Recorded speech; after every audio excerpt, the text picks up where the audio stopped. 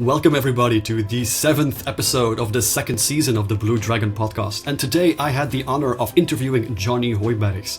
Johnny is a fellow Belgian and he's an author of this great book, Introducing Microsoft Quantum Computing for Developers from A-Press, using the Quantum Development Kit and Q#. Now, just to be clear, this episode is not technical or deep technical. Today we asked him a lot of questions about what is the benefit of quantum, how can enterprises today prepare for the quantum era, and one or two answers he gave was very interesting because if you're a CISO, you can already take steps today to secure your environment and your company. So enjoy this episode and see you afterwards.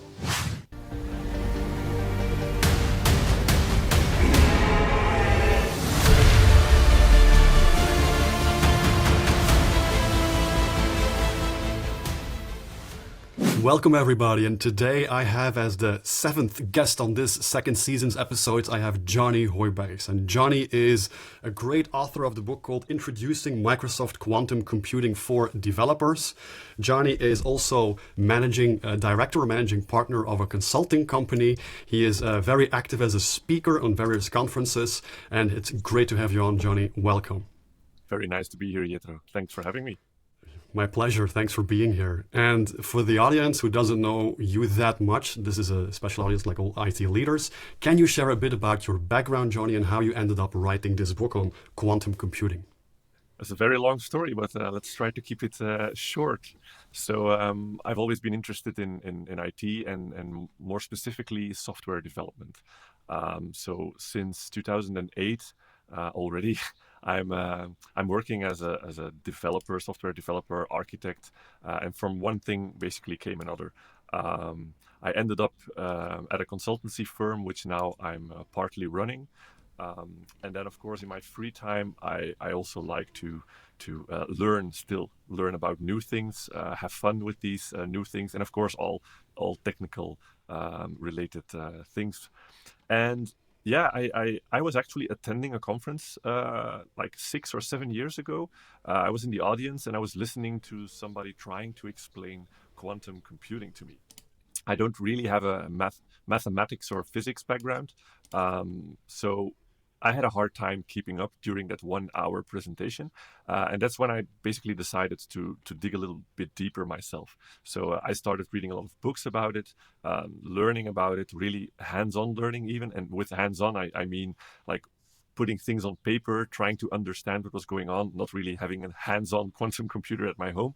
And then I just started talking about it to other people, started giving presentations on schools, universities, and then this ball started rolling. From one thing came another, doing presentations on international conferences. And then I got a call from A-Press asking me, could you please write a book on quantum computing, because we've seen you present and it looks pretty interesting. So yeah. Like with most things in life, I almost always say yes. And that's how I ended up writing the book. Nice. So you wrote the book Introducing Microsoft Quantum Computing for Developers. It's like 3 years now. How is the book doing, and is there a 2nd edition coming out? Well, I am actually working on a 2nd edition. The reason is because, of course, quantum computing is evolving quite rapidly. A lot of companies are working on it. Things are moving because it's still early. We don't really have a very, very powerful quantum computer yet, because we still have to work on a lot of problems that we're still having. So that's why, of course, the things are changing very, very rapidly. And because of that, I need to work on a little bit, on some details inside of the book that have changed over the past few years. So yeah, I'm working on a new edition. Nice. Any plans when it's coming out? No, I don't really have a date yet, because I have my day job. I do a lot of things in the evening, so I'm just working on it a couple of days a week, and we'll see when it comes out. Okay, nice. Now, the Blue Dragon podcast has as an audience mainly IT leaders or business leaders who are interested in technology. So it's all about what and why, and some decision-making criteria to helping them make a decision. So let's take one step back about quantum computing. What is it all about, and why is it important for companies, enterprises worldwide? Well, it's a different kind of computing. So when I talk about the computer that we are using today, I always talk about classical computers. So if you hear me say the term classical computers, I just mean the computers we're used to use every day. So the problem, between quotation marks, the problem with classical computers is that they can't solve all of our problems, because a lot of the problems that we are facing in life, in the world, are actually quite complex, very complex. In different areas, for example, biology, it is very hard to do calculations on very complex systems. For example, the human body. The human body is a very complex machine. It's a very complex process, and we can't simulate everything that's going on in the human body.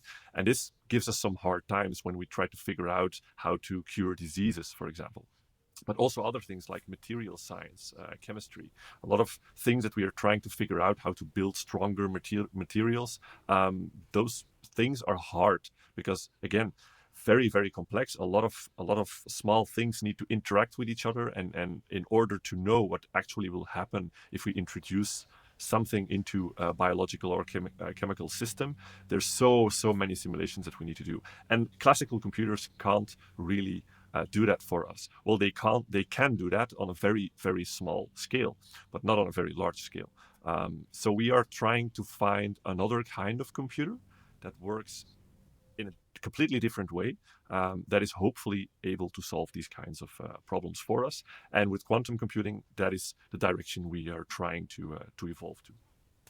Yeah, nice.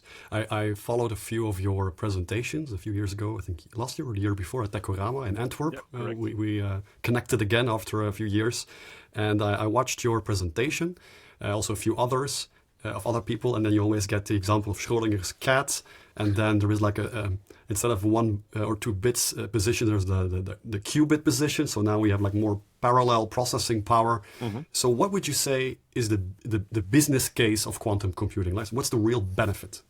Well, the real benefit is that a lot of companies are actually trying to figure out algorithms for their specific business cases.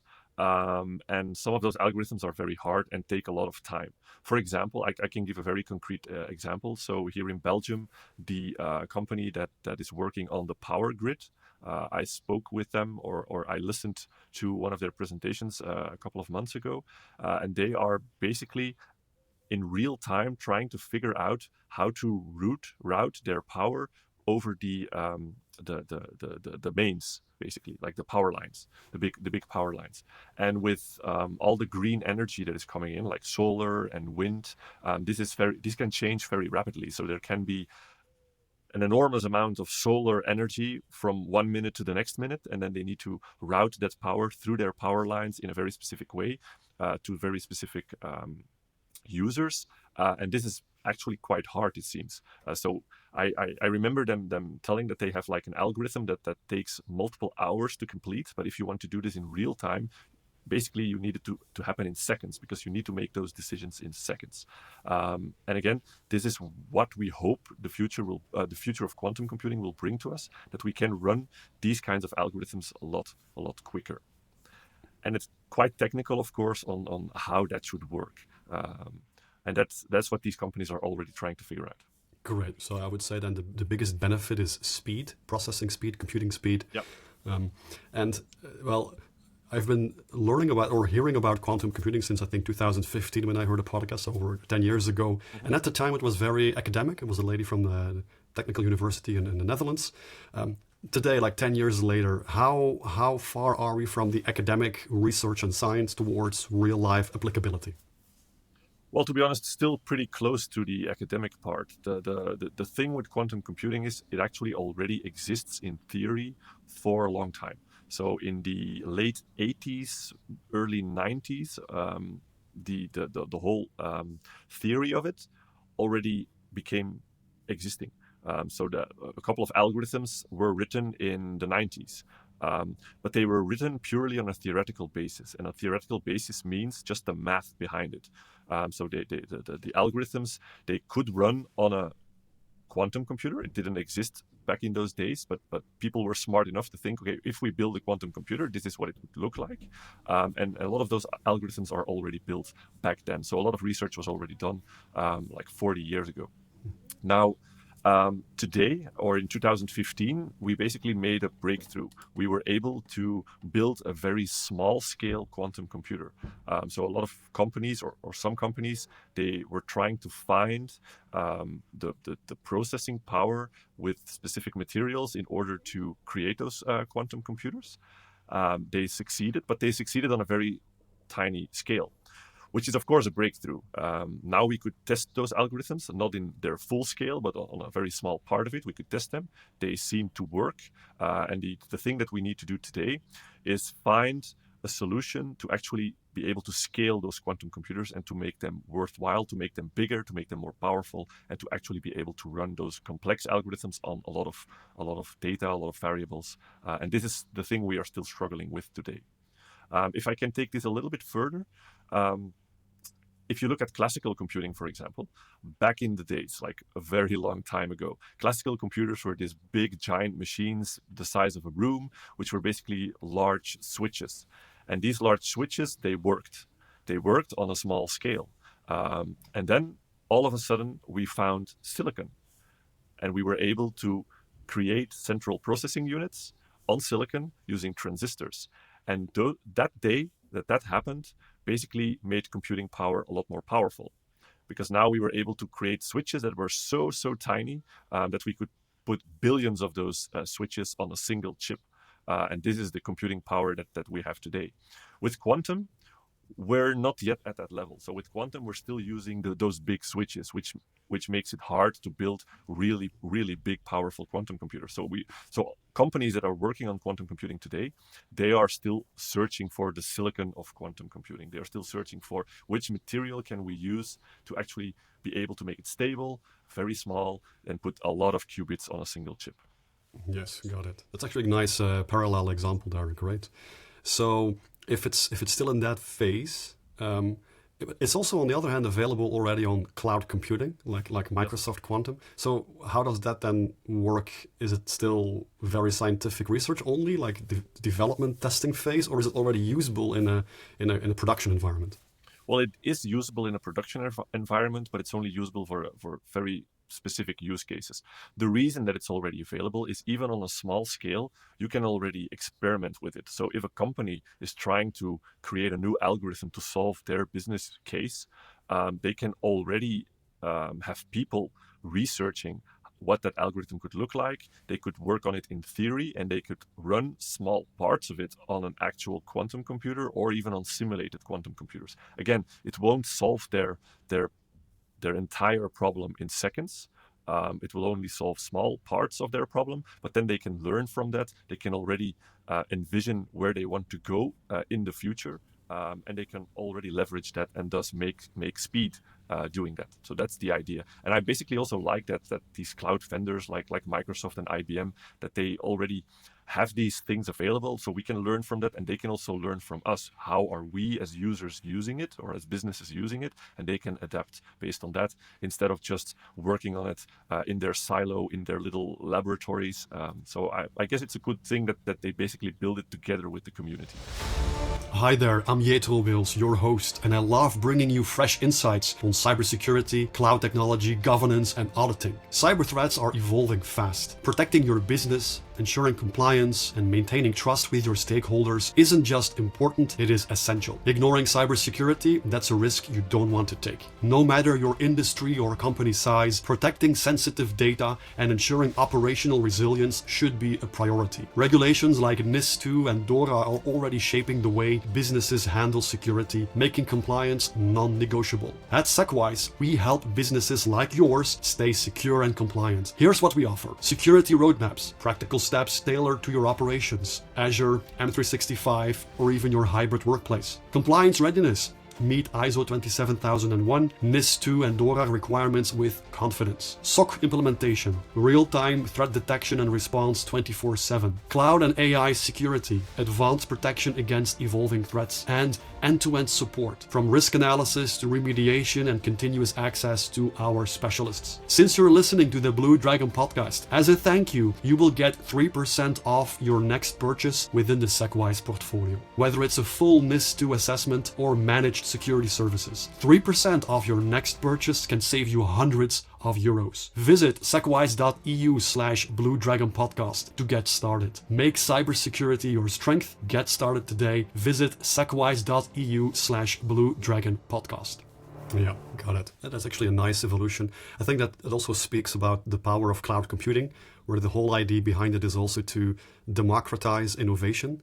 Instead of having or needing to have a lot of capital up front to do some high-tech innovation, it's now available in pay-per-use mode.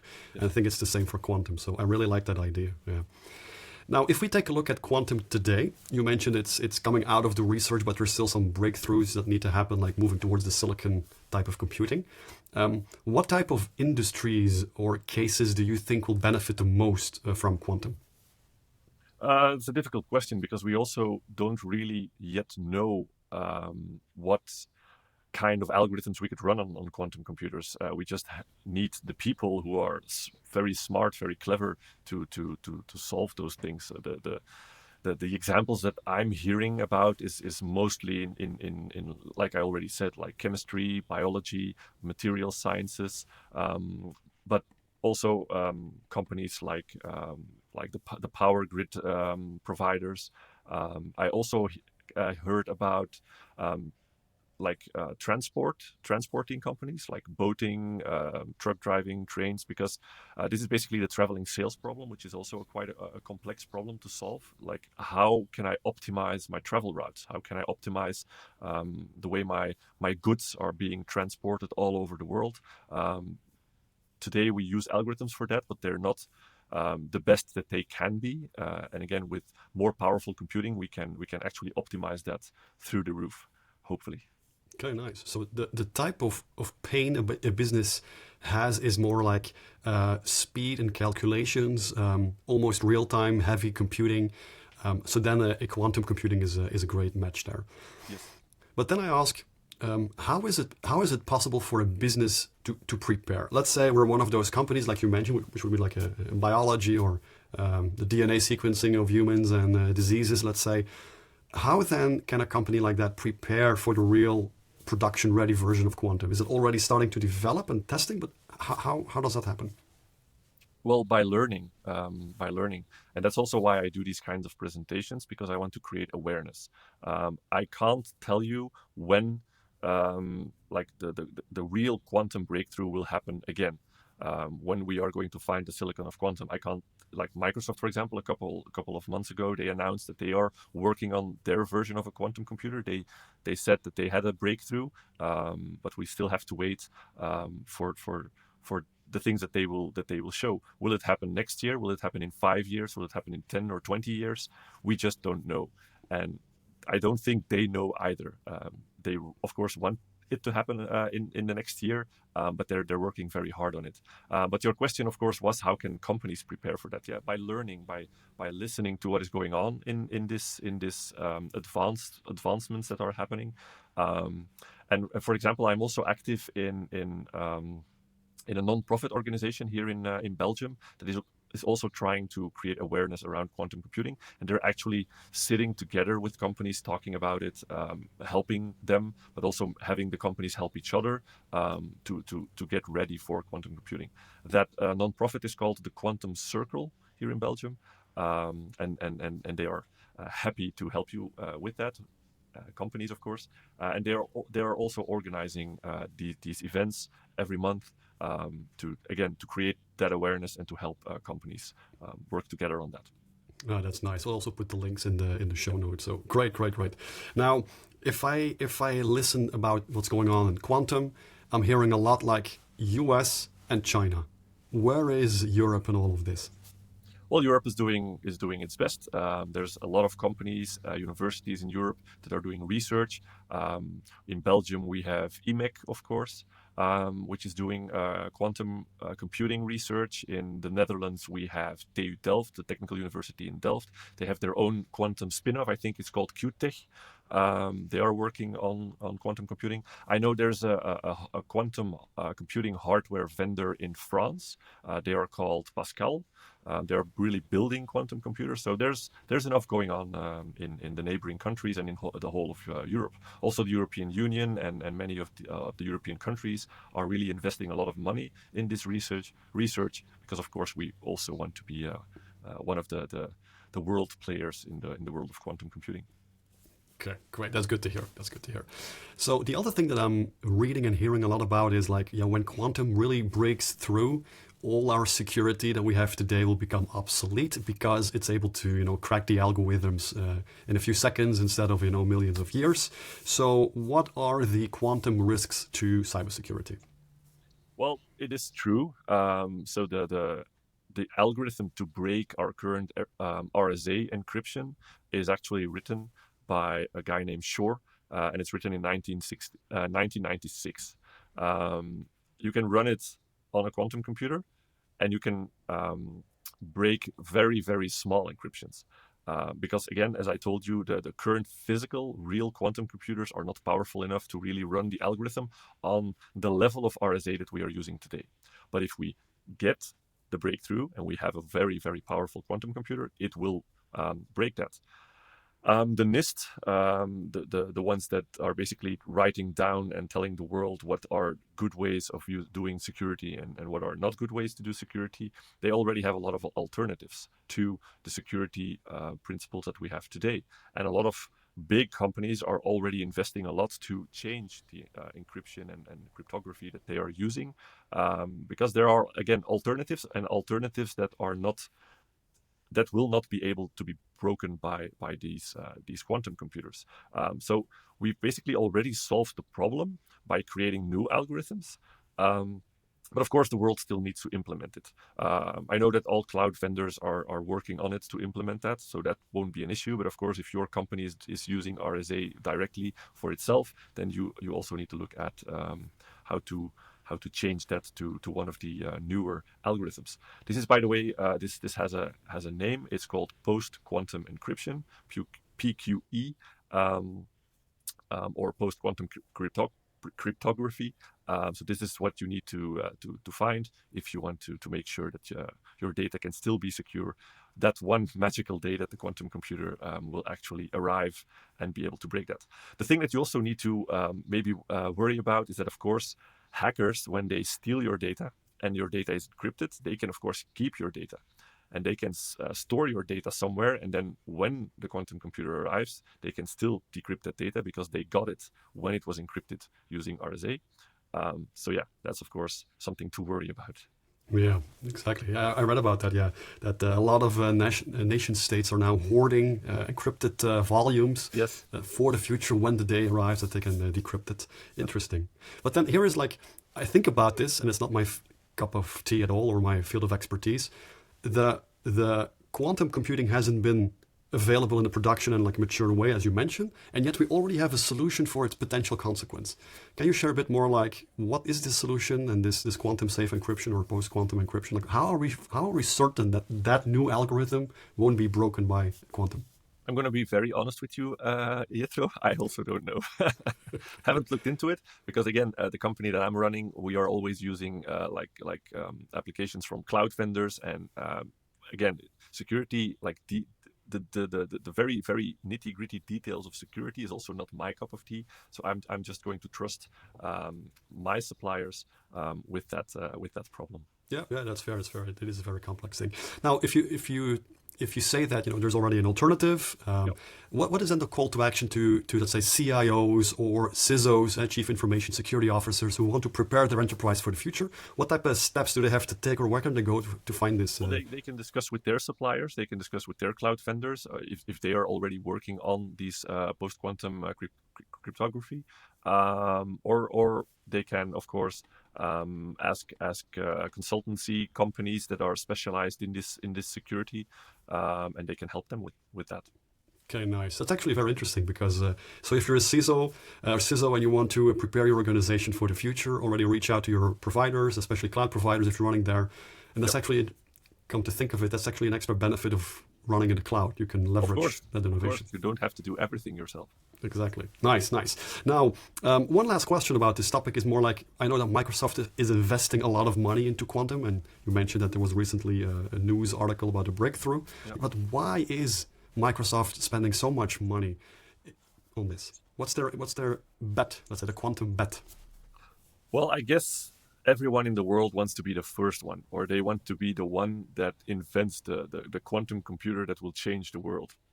I guess that's just human. That's just how a human is. We want to be the one that actually does it. So all the big players are trying to do the same thing. As I told you, like IBM is working very hard on this, Google is working very hard on this, Microsoft is working very hard on this, and a lot more of these companies are investing a lot of money. And yeah, they just want to be the first one. And of course, it's logical. Microsoft has a huge cloud platform. The same for IBM, the same for Amazon, the same for Google. So if they have the hardware, if they invented the hardware, it's going to be very easy for them to host the hardware and then supply it to all of their customers. Interesting. Now let's move forward, let's say 5 years or 10 years in the future. I mean, I got 3 young kids, let's say when they're in their 30s, probably quantum will be the next generation. Let's brainstorm here. What is the potential impact of quantum and AI? What if we combine those two? What happens to AI? Again, something that I really don't have the answer to. The idea, of course, is nice because the thing with AI is that we need a lot of processing power to run models or even to train models. What do I mean by that? The reason things like ChatGPT today are as cool as they are, like it's like talking to a real human sometimes. The reason that they are this powerful, let's say, is because we trained these models on a huge amount of data. Like basically everything that exists on the entire internet is fed into this machine. It trains a very, very complicated mathematical statistical model on all of this data. And thanks to that, we basically have a black box that is able to talk to us by just statistically putting words one after the other, which is quite cool. It takes a very long time. It takes a lot of processing power to be able to achieve this. Maybe with quantum, we are able to give this a speed up. And if we give it a speed up, we can even make those models more complex. We can make them even bigger and faster, which makes them even more impressive. But the thing that I do know about quantum computers is that quantum computers are able to run algorithms quite quickly, very quickly, but they're not really good at huge amounts of data. And there we have the problem. Like in order to train a model on a huge amount of data, that is not something a quantum computer can do. A quantum computer can solve problems that have a lot of variables, but a lot of variables is still not a lot of data. A lot of data is like textual data, gigabytes, terabytes, petabytes of data. That is not something a quantum computer is very good at. So I think a quantum computer can help with machine learning, but it's not going to be able to do it all by itself. So it's going to be a combination of classical computing and quantum computing that will hopefully be able to do some cool stuff with that. Nice. That's good to know indeed. So, Johnny, what is your future looking like? You already mentioned the second edition of the book somewhere in the near future. Any other updates you want to share? Well, I'm just going to keep my feet on the ground. We're just going to still do my software consultancy, which I'm very happy with. I really like doing that. I really like to help companies work on their software problems, let's say. And then as a hobby, I'm still going to follow up on what quantum computing is doing. I'm going to try to teach people about it. I'm going to try to create awareness around it. I'm not going to be like the media. I'm not going to say like quantum computing is already here today. Well, it is here today, but as I told you, it is here for us to learn. And then hopefully in the next few years or decades, we are actually able to really leverage it and really make it solve our problems. And then I already learned about it. I already have a lot of information about it. So I will be one step closer to solving some of those world problems, I hope. Nice, that's great. Now, if people want to reach out to you and even book you for a presentation, because I can highly recommend it to the audience, the presentation of Johnny, what's the best way for them to reach you? Well, the easiest is LinkedIn. I'm very active on LinkedIn, so you can find me there. If you send me a message, I will surely reply, and we can make something work. Great. I will also put the LinkedIn in the show notes and in the video as well. Johnny, thank you so much for joining on this 7th episode of Season 2 of the Blue Dragon podcast, all about quantum computing today. I wish you all the best and see you next time. It was a pleasure. Thank you. So thank you very much for listening or watching this episode of the Blue Dragon podcast. I hope you enjoyed this conversation with Johnny Hooyberghs on quantum and what you can do today. If you like this content, please like, subscribe, click the bell notification to always stay up to date, and go to bluedragonpodcast.com and subscribe to the newsletter, because then you'll get an executive summary on each episode in your email box. With that said, I wish you a wonderful day and see you next time.